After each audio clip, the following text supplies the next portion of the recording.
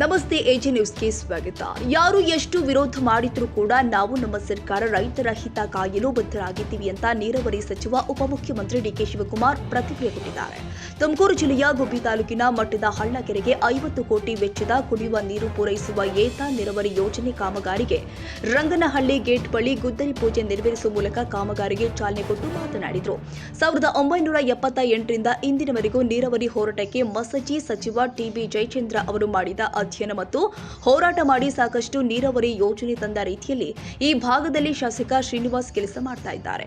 ಯಾರು ಕೂಡ ಆತಂಕಕ್ಕೆ ಒಳಗಾಗುವುದು ಬೇಡ. ಮುಖ್ಯಮಂತ್ರಿಗಳ ಸೂಚನೆ ಮೇರೆಗೆ ಮೊದಲು ಕುಡಿಯುವ ನೀರಿಗೆ ಮೊದಲು ಆದ್ಯತೆ, ನಂತರ ಕೆರೆ ತುಂಬಿಸುವ ಯೋಜನೆ ಬಗ್ಗೆ ಕ್ರಮ ವಹಿಸಲು ಮುಂದಾಗ್ತೀವಿ ಎಂದಿದ್ದಾರೆ. ಎತ್ತಿನಹೊಳೆ ಯೋಜನೆಯನ್ನ ತರಲು ಸಾಧ್ಯವಾಗುತ್ತಿಲ್ಲ ಅಂತ ಎಚ್.ಡಿ. ಕುಮಾರಸ್ವಾಮಿ ಮಾತನಾಡಿದ್ರು. ಆದರೆ ಅದನ್ನ ನಾವು ಮತ್ತು ಟಿಬಿ ಜಯಚಂದ್ರ ಇಬ್ಬರು ಶ್ರಮ ವಹಿಸಿ ಇಂದು ಎತ್ತಿನಹೊಳೆಯ ನೀರನ್ನ ಈ ಭಾಗಕ್ಕೆ ತರುವಲ್ಲಿ ಯಶಸ್ವಿಯಾಗಿದ್ದೇವೆ. ಕೆಲವು ಅರಣ್ಯ ಪ್ರದೇಶದ ಮೂಲಕ ನೀರು ಬರೋದ್ರಿಂದ ಸ್ವಲ್ಪ ಸಮಸ್ಯೆ ಎದುರಾಗಿತ್ತು. ಇಂದು ಅರಣ್ಯ ಇಲಾಖೆ ಅಧಿಕಾರಿಗಳು ಜಮೀನು ನೀಡಿದ್ದು ಕೆಲ ಸಮಸ್ಯೆಗಳು ಇದ್ದ ಕಾರಣ ನಾನು ಸ್ಥಳಕ್ಕೆ ಭೇಟಿ ಕೊಟ್ಟು ಕೂಡಲೇ ಸಮಸ್ಯೆ ಬಗೆಹರಿಸುವಂತೆ ಹಾಸನ, ತುಮಕೂರು ಅರಣ್ಯ ಇಲಾಖಾ ಅಧಿಕಾರಿಗಳಿಗೆ ಸೂಚನೆ ನೀಡಿದ್ದು ಸದ್ಯದಲ್ಲೇ ಸಮಸ್ಯೆ ಬಗೆಹರಿಯಲಿದೆ. 100 ಟಿಎಂಸಿ ನೀರು ತಂದ್ರೆ ಮಾತ್ರ ಚಿಕ್ಕಬಳ್ಳಾಪುರ, ಬೆಂಗಳೂರು ಗ್ರಾಮಾಂತರ, ಕೋಲಾರಕ್ಕೆ ನೀರು ಹಂಚಿಕೆ ಮಾಡಲು ಸಾಧ್ಯವಾಗುತ್ತೆ. ಇಲ್ಲವಾದ್ರೆ ನೀರು ಹಂಚಿಕೆ ಕಷ್ಟವಾಗುತ್ತೆ. ಆದ್ದರಿಂದ ತಾಂತ್ರಿಕ ಸಮಿತಿ ಅಧಿಕಾರಿಗಳೊಂದಿಗೆ ಚರ್ಚೆ ಮಾಡಿದ್ದು ಅವರ ವರದಿಯಂತೆ ಮುಂದಿನ ಅಧಿವೇಶನದಲ್ಲಿ ಇದರ ಕ್ರಮ ವಹಿಸಲಾಗಿದೆ. ಈಗಾಗಲೇ ಮುಖ್ಯಮಂತ್ರಿಗಳ ಸೂಚನೆ ಮೇರೆಗೆ ಕೆರೆಗಳಿಗೆ ನೀರು ಹರಿಸುವಂತೆ ಮುಖಂಡರು, ಕಾರ್ಯಕರ್ತರ ಮಾರ್ಗದರ್ಶನವಿದ್ದು ಅದರಂತೆ ಇಂದಿನಿಂದಲೇ ಎಲ್ಲಾ ಕೆನಲ್ ಗೇಟ್ ಎತ್ತಿಸುವ ಮೂಲಕ ಎಲ್ಲಾ ಕೆರೆಗಳಿಗೆ ನೀರು ಹರಿಸಲು ಕ್ರಮ ವಹಿಸುತ್ತೀವಿ ಎಂದಿದ್ದಾರೆ. ಇನ್ನು ಕಾಂಗ್ರೆಸ್ ಸರ್ಕಾರದ ಅವಧಿಯಲ್ಲಿ ಡಿಕೆ ಶಿವಕುಮಾರ್ ಅವರು ನೀರಾವರಿ ಸಚಿವರಾಗಿದ್ದಂತಹ ಸಂದರ್ಭದಲ್ಲಿ 26.5 ಕೋಟಿಗೆ ಹಣ ಮಂಜೂರು ಕಾಮಗಾರಿ ಅನುಮೋದನೆಗೊಂಡು ಟೆಂಡರ್ ಮುಗಿದಿತ್ತು. ನಾನು ಕೂಡ ಸಚಿವನಾಗಿದ್ದೆ. ಕಾರಣಾಂತರದಿಂದ ಸರ್ಕಾರ ವಿಸರ್ಜನೆಗೊಂಡ ನಂತರ ಕಾಮಗಾರಿ ಸ್ಥಗಿತವಾಗಲು ಕಾರಣವಾಗಿದೆ.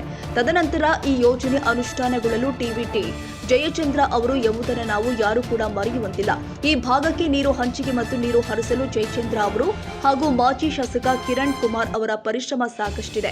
ಕಾಮಗಾರಿ ಅನುಷ್ಠಾನ ಮಾಡುವ ಬಗ್ಗೆ ಅಧಿವೇಶನದಲ್ಲಿ ಚರ್ಚೆ ಮಾಡಿದ್ರೂ ಕೂಡ ಕಾಮಗಾರಿ ಮಾಡ್ತಾರೆ ಎಂಬ ನಂಬಿಕೆ ಜನತೆಗೆ ಇರಲಿಲ್ಲ. ಬರೀ ಸುಳ್ಳು ಹೇಳ್ತಾರೆ ಶಾಸಕರು ಎಂದು ಅಪಪ್ರಚಾರ ಮಾಡ್ತಾ ಇದ್ರು. ಸದ್ಯ ಅಪಪ್ರಚಾರ ಮಾಡ್ತಾ ಇದ್ದವರಿಗೆ ಇಂದು ನಂಬಿಕೆ ಬಂದಿದೆ ಎಂದಿದ್ದಾರೆ.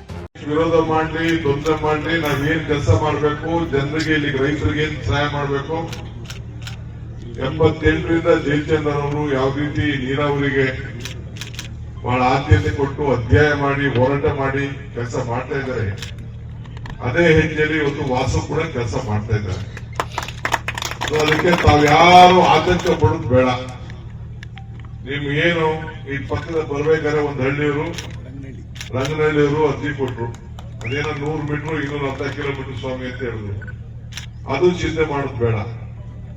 ಆದ್ರೆ ಇವತ್ತು ಎತ್ತಿನಹೊಳೆ ಯೋಜನೆ ಏನು ನಾವು ನೀರನ್ನ ಹೊರಗಡೆ ತಂದಿದ್ದೀವಿ, ಹಿಂದೆ ಕುಮಾರಸ್ವಾಮಿ ಯಾವ ಕಾರಣಕ್ಕೂ ಇದ್ದಕ್ಕಾಗಲ್ಲ ಅಂತ ಪಾಪ ಮಾತಾಡ್ತಿದ್ರು. ಅದಕ್ಕೆ ನಾನು ಕುಮಾರಸ್ವಾಮಿ ಕೇಳಿ ಅವ್ರಿಗೆ ಯಾರು ಕಿವಿಲ್ ಕೇಳೋದಿಲ್ಲ, ಕಣ್ಣಲ್ಲಿ ನೋಡ್ಲಿ ಅಂತ ಹೇಳಿ ಇದನ್ನ ನಾನು ಆ ನೀರನ್ನ ಹೊರಗಡೆ ನಾನು ಜಯಚಂದ್ರ ಅವರೆಲ್ಲ ಹೋಗಿ ಪೂಜೆ ಮಾಡಿ ಆ ನೀರನ್ನ ಹೊರಗಡೆ ಕಳಿಸಿದೀವಿ. ನಿಮ್ಮ ಬಾರ್ಡರ್ವರೆಗೂ ಈಗ ಫಾರೆಸ್ಟ್ ಕೆಲವು ಸಮಸ್ಯೆ ಇದೆ.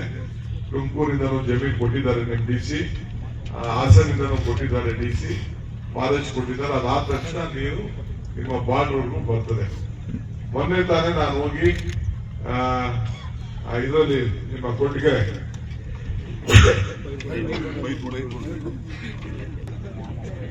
ಬೈಲ್ಗೊಂಡಳ್ಳಿ ಮತ್ತು ಲಕ್ಕೇನಹಳ್ಳಿ 2 ವೀಕ್ಷಣೆ ಮಾಡಿದ್ದೀನಿ.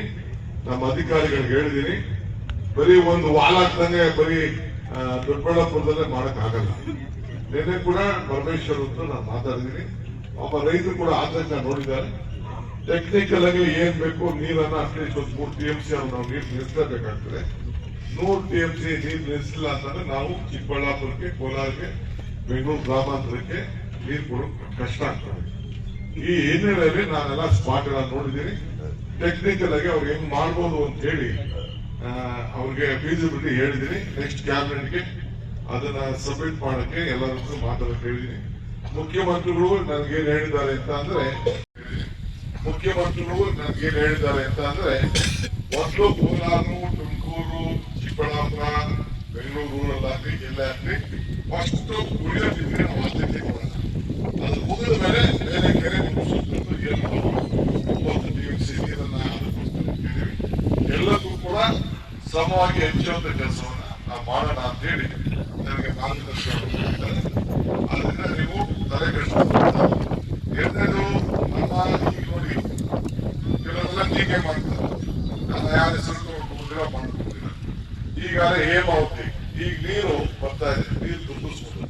ಹೋದ್ ಸತಿ ವಾಣಿ ವಿಲಾಸ ಈ ಸತಿ ನಾವು ಇದನ್ನ ತುಂಬಿಸ್ಲಿಕ್ಕೆ ಏನ್ ಬೇಕೋ ಹೇಮಾವತಿ ವಲಯಕ್ಕೆ ಕಾವೇರಿ ಅಂತಿಮ ತೀರ್ಪಂತೆ ಹಂಚಿಕೆಯಿಂದ ಈಗಾಗಲೇ 20 TMC ಇದೆ.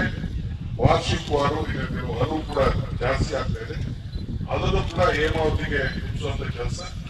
ಈಗ ಏನು ನೀರನ್ನ ಚಾನಲ್ ಬಿಡಬೇಕು ಅಂತ ಹೇಳಿದ್ದಾರೆ, ಅದನ್ನ ನಾನು ನಮ್ಮ ಸ್ನೇಹಿತರು ನಮ್ಮ ಮುಖಂಡರು ಏನು ಮಾರ್ಗದರ್ಶನ ಇದೆ, ಸಲಹೆ ಇದೆ, ಆ ಪ್ರಕಾರ ಇವತ್ತು ನಾಳೆಯಿಂದನೇ ಎಲ್ಲ ಚಾನಲ್ಗಳನ್ನ ಎತ್ತಿ ನೀರನ್ನ ತುಂಬಿಸ್ಲಿಕ್ಕೆ, ಕೆರೆಗಳನ್ನು ತುಂಬಿಸ್ಲಿಕ್ಕೆ ಸೂಕ್ತವಾದಂತ ತೀರ್ಮಾನ ಮಾಡಬೇಕು ಅಂತ ಹೇಳಿ ನಾನು ನಿರ್ದೇಶನ ಕೊಡ್ತೇನೆ. ತಾವು ಚಿಂತೆ ಮಾಡೋದು ಬೇಡ. ನಮ್ಗೆ ರೈತರ ಕಷ್ಟ ಏನು ಅಂತ ಗೊತ್ತಿದೆ, ಆದ್ರೆ ಆತಂಕ ಬೇಡ. ನಾವು ತಮಿಳುನಾಡು ಜಗಳ ಆಡೋದಕ್ಕೆ ಆಡುತ್ತಿದ್ದೀವಿ ಬೇಡ. ಒಂದೇ ಜಿಲ್ಲೆ ಒಂದೇ ರಾಜ್ಯದಲ್ಲಿದ್ದೀವಿ. ಈಗ ನಾವು ಅಲ್ಲಿಂದ ತರಬೇಕಾದ್ರೆ ದಕ್ಷಿಣ ಕನ್ನಡ ಜಿಲ್ಲೆಯಿಂದ ಯಾಕೆ ನಾವು ತಂದು ಅಲ್ಲಿಂದ ತಂದು 4-5 ಜಿಲ್ಲೆ ತೆಗೆದುಕೊಂಡು ಹೋಗಿ ಕೋಲಾರ ತೆಗೆದುಕೊಂಡು ಹೋಗ್ತಾ ಇದ್ವಿ. ಅಲ್ಲಿ ನೀವಾರು ಪುಣ್ಯವಂತರು, ಒಂದು 200 ಅಡಿ 300 ಅಡಿಗೆ ನಿಮ್ಗೆ ನೀರು ಬರ್ತದೆ, ಈ ಹೆಸರು ನೋಡ್ತಾ ಇದ್ವಿ. ಅದೇ ಕೋಲಾರ ಚಿಕ್ಕಬಳ್ಳಾಪುರದಲ್ಲಿ 2000 ಅಡಿಗೂ ನೀರಿಲ್ಲ. 600 ಅಡಿನೇ ಏನ್ ದೊಡ್ಡದಿಲ್ಲ ಬಿಡ್ರೆ, 2000 ಅಡಿ ಆ ಕಡೆ ಆಯ್ತು. ನಿಮ್ಗೆ ಧನವಾಗಿ ಎಲ್ಲ ಫಸ್ಟ್ ಕ್ಲಾಸ್ ಆಗಿದ್ದೀರಿ. ಈ 2 ಹೋಗಿ ಬಿಟ್ರೆ ವಾಸು ಹೇಳ್ತಿದ್ದಲ್ಲ ತಟ್ಟೆ ಮರ ಏಟಲ್ಲಿ ಹೆಚ್ಚು ಕಮ್ಮಿ ಮಾಡಿದ್ದೀರಿ ಅಂತ ಮುಂದಕ್ಕೆ ಮಾಡಕ್ ಹೋಗ್ಬೇಡಿ. ಫುಲ್ಲು ಊರ್ ತುಂಬಾ ತುಂಬಿಸೋಂತ ಕೆಲಸ ಮಾಡಿ ಮಿಕ್ಕಿ ಜವಾಬ್ದಾರಿ ನನ್ ಬಿಡಿ ಅಷ್ಟೇ. ಆಯ್ತು, ಫಸ್ಟ್ ನೀವ್ ಹೇಳಿದ್ರಿ, ಆಯ್ತು ಆಯ್ತಾ. ಸೊ ಇಷ್ಟು ಮಾಡಿ, ಸೊ ಇವತ್ತು ಬಂದು ನಾನು ಈ ಒಂದು ಭೂಮಿ ಪೂಜೆನ ಬಹಳ ಸಂತೋಷದಿಂದ ನಾನು ಕಿರಣ್ ಕುಮಾರ್ ಜಯಚಂದ್ರನವರು ವಾಸೂರವ್ರಿಗೆ ಶಕ್ತಿ ಕೊಡ್ಬೇಕು ಅಂತ ಹೇಳಿ ಇಲ್ಲಿ ಬಂದಿದ್ದೇವೆ. ಆ ಭೂಮಿ ಪೂಜೆ ಮಾಡಿದೀವಿ. ಕಾಂಟ್ರಾಕ್ಟ್ರು ಈಗಾಗಲೇ ಎಷ್ಟು ದಿನದಲ್ಲಿ ಮುಗಿಸ್ಯಪ್ಪ ಕಾಂಟ್ರಾಕ್ಟ್ರು? 1 ವರ್ಷ. ನಾನೇ ಬಂದು ಭೂಮಿ ಪೂಜೆ ಮಾಡುತ್ತಾನೆ ಗ್ಯಾರಂಟಿನ. ವಾಸು 1 ಗುಣ ಕೊಡಪ್ಪ ಈಗ ಅವ್ರಿಗೆ ಕಾಂಟ್ರಾಕ್ಟ್ ಗ್ಯಾರಂಟಿನ. ವಾಸು 1 ಗುಣ ಕೊಡಪ್ಪ ಈಗ ಅವ್ರಿಗೆ ಕಾಂಟ್ರಾಕ್ಟ್ 1 ವರ್ಷ ಆದ್ಮೇಲೆ ನಾನೇ ಬರ್ಬೇಕೀಗ ನೆಕ್ಸ್ಟ್.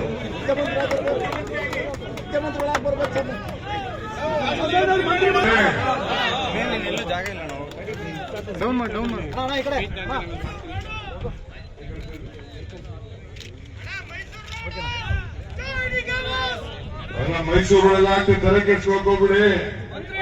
ಅವೆಲ್ಲ ಆಗಿದೆ, ಎಲ್ಲ ಮಾಡಿದೀವಿ, ತಲೆ ಕೆಡ್ಸ್ಕೊಳಿ ಆಯ್ತಾ. ಬಹಳ ಸಂತೋಷದಿಂದ ಮಾಡಿದೀವಿ. ಮುಂದಕ್ಕೆ ನಾನು ಈ ಅಕ್ವಿಡೇಟ್ ಏನಿಲ್ಲ ಇದೆಯಲ್ಲ, ಇಡೀ ದೇಶದಲ್ಲೇ ಇಷ್ಟು ದೊಡ್ಡ ಅಕ್ವಿಡೇಟ್ ಇಲ್ಲ. ಕೇಂದ್ರ ಸರ್ಕಾರ ಕೂಡ ಏಷ್ಯಾದಲ್ಲೇ ಇಲ್ಲ. ಕೇಂದ್ರ ಸರ್ಕಾರ ಕೂಡ ಇದನ್ನ ನೋಡಿ ನಮ್ಗೆ ಅವಾರ್ಡ್ ಕೂಡ ಕೊಟ್ಟಿದ್ದಾರೆ. ಭಾರತ ಸರ್ಕಾರ ಒಳ್ಳೆ ಕೆಲಸ ಮಾಡಿದೀವಿ ಅಂತೇಳಿ. ಸೊ ಅದಕ್ಕೆ ಚಿಂತೆ ಮಾಡೋದು ಬೇಡ. ನಿಮ್ಮ ಸಹಕಾರ ಇರ್ಲಿ. ನಿಮ್ಮ ಬದುಕಿಗೋಸ್ಕರ ಬದಲಾವಣೆ ತರಲಿಕ್ಕೆ ಮಾಡ್ತೀವಿ. ಎಲ್ಲ ಪಾರ್ಟಿ ಪಕ್ಷ ಎಲ್ಲ ಬಿಟ್ಬಿಟ್ಟು ವಾಸು ಪರವಾಗಿ ನಿಂತ್ಕೊಳ್ಳಿ, ನಾನ್ ನಿಮ್ ಪರವಾಗಿ ನಿಂತ್ಕೋತೀನಿ. ಎಲ್ಲರಿಗೂ ನಮಸ್ಕಾರ.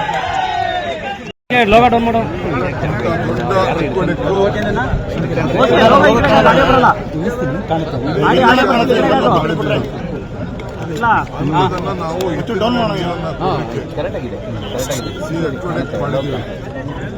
ಕೇಂದ್ರ ಸರ್ಕಾರ ಕೂಡ ನಮ್ಮ ಕೆಲಸ ನೋಡ್ಬಿಟ್ಟು ಅವರು ಪ್ರಶಸ್ತಿಯನ್ನು ಕೊಟ್ಟಿದ್ದಾರೆ. ನನಗೆ ಒಂದು ನನ್ನ ಆದ್ಯತೆ ಕುಡಿಯೋ ನೀರಿಗೆ ಎಲ್ಲರಿಗೂ ಒದಗಿಸ್ಕೊಳ್ಬೇಕು ಅನ್ನೋ ದೃಷ್ಟಿಯಿಂದ. ಅದಕ್ಕೆ ಇದೆಲ್ಲ ನೋಡಾದ್ಮೇಲೆ ನಾನು ಕಾಂಟ್ರಾಕ್ಟ್ ಸಮಸ್ಯೆ ಇದೆ ಅಂತ ಚರ್ಚೆ ಮಾಡಿ ತೀರ್ಮಾನ ಮಾಡಿದ್ದೀನಿ.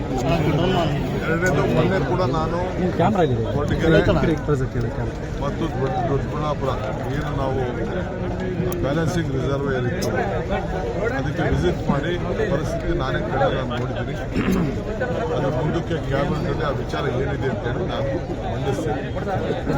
ಸೊ ಈಗ ಹೇಮಾವತಿ ಇರ್ಬೋದು, KRS ಇರ್ಬೋದು, ಮತ್ತು ಯಾವುದೇ ಇದಿರ್ಬೋದು, ಈಗೆಲ್ಲ ನೀರು ಸ್ವಲ್ಪ ಚೆನ್ನಾಗಿ ಬರ್ತಾ ಇದೆ ಮಳೆ. ನಾನು ಎಲ್ಲ ಮಂತ್ರಿಗಳಿಗೆ ಡಿಸ್ಟ್ರಿಕ್ಟ್ ಮಿನಿಸ್ಟರ್ಗಳಿಗೆ ಮೀಟಿಂಗ್ ಮಾಡಿ ಆ ನೀರನ್ನು ಮತ್ತು ಡ್ಯಾಮ್ ಸೇಫ್ಟಿ ಫಸ್ಟು ನೀರನ್ನು ಸುಮ್ಮನೆ ಸಮುದ್ರಕ್ಕೆ ಹೋಗುವಂಥ ನೀರಲ್ಲ, ನಾವೇನು ತಮಿಳುನಾಡು ಕೊಡಬೇಕು ಕೊಡೋಣ, ಮಿಕ್ಕಿದ್ದ ನೀರನ್ನು ಹೀಗೆ ಕೂಡಲೇ ಕೆರೆಗಳನ್ನು ತುಂಬಿಸಲಿಕ್ಕೆ ತೀರ್ಮಾನ ಮಾಡಬೇಕು. ನೀವೇ ICC ಮೀಟಿಂಗ್ ಮಾಡಿ ಅಂತೇಳಿ ನಿರ್ದೇಶನವನ್ನು ನಾನು ಕೊಟ್ಟಿದ್ದೇನೆ. ಸೊ ಅವ್ರು ಮಾಡಿ ಫಸ್ಟು ನಿನ್ನೆ KRS ಓಪನ್ ಮಾಡಿದ್ದಾರೆ. ಇವತ್ತು ಮುಂದಕ್ಕೆಲ್ಲ ನಾನು ಕೆರೆಗಳನ್ನ ಸ್ವಲ್ಪ ಚಾನಲ್ ಓಪನ್ ಮಾಡೋಕ್ಕೆ ಈ ಕೂಡ ಈ ಭಾಗದಲ್ಲೂ ಕೂಡ ಆ ನೀರನ್ನು ಬರಲಿಕ್ಕೆ ಏನು ವ್ಯವಸ್ಥೆ ಮಾಡಬೇಕು ಆ ಕೆಲಸವನ್ನು ನಾನು ಮಾಡ್ತೇನೆ. ಇದು ಮೂಲ.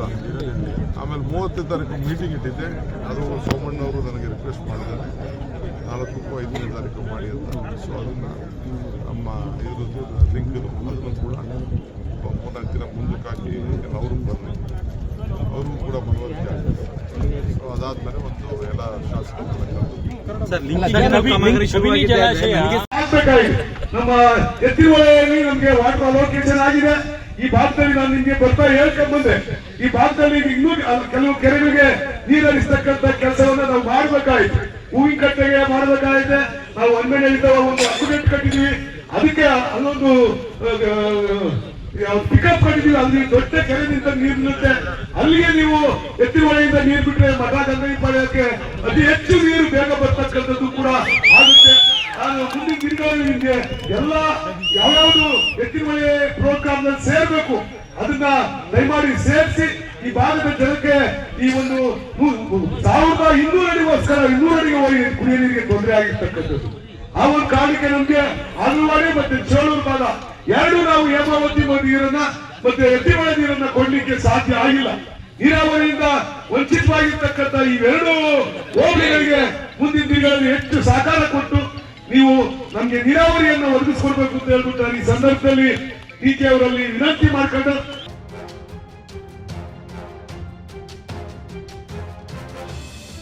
ಕನ್ನಡಿಗರ ಮೆಚ್ಚಿನ ನಿಮ್ಮ AJ 24/7 ನ್ಯೂಸ್ ಕನ್ನಡ ವಾಹಿನಿ ಇದೀಗ ಟಿವಿಯಲ್ಲಿ ಲಭ್ಯ. ಒಂದು ವೇಳೆ ನೋಟಿಸ್ ಕೊಟ್ಟಿದ್ರೆ ವಾಪಸ್ ತಗೋತೀವಿ. ಇವತ್ತು ವಕ್ಫ್ ಪ್ರಾಪರ್ಟಿ ಅಂತೇಳಿ ಬರ್ತದೆ ಅಂತ ಹೇಳಿದ್ರೆ ರೈತರು ಬೀದಿಗೆ ಬದಲು ಏನ್ ಮಾಡ್ಬೇಕಾಗುತ್ತೆ? ಯಾರು ವೋಟ್ ಹಾಕಿಲ್ಲ ಅಂದ್ರೆ ಗ್ಯಾರಂಟಿನೆಲ್ಲ ಸ್ಟಾಪ್ ಮಾಡ್ಬಿಡ್ತೀವಿ.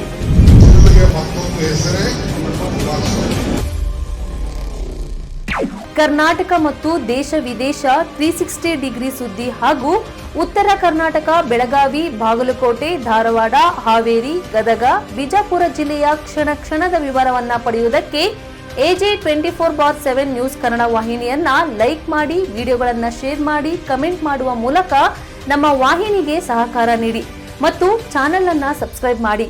ಧನ್ಯವಾದಗಳು.